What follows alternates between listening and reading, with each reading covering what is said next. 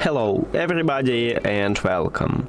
In this video I'm going to show you how to perform soft reset for your earbuds VIVO TWS 3E.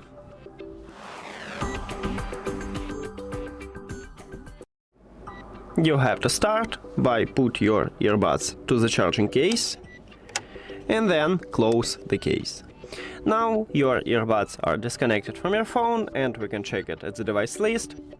If you have iPhone, right here we have the information that there's no connection, and if you have Android, it will move from My Devices to Save Devices, meaning that your earbuds also disconnected.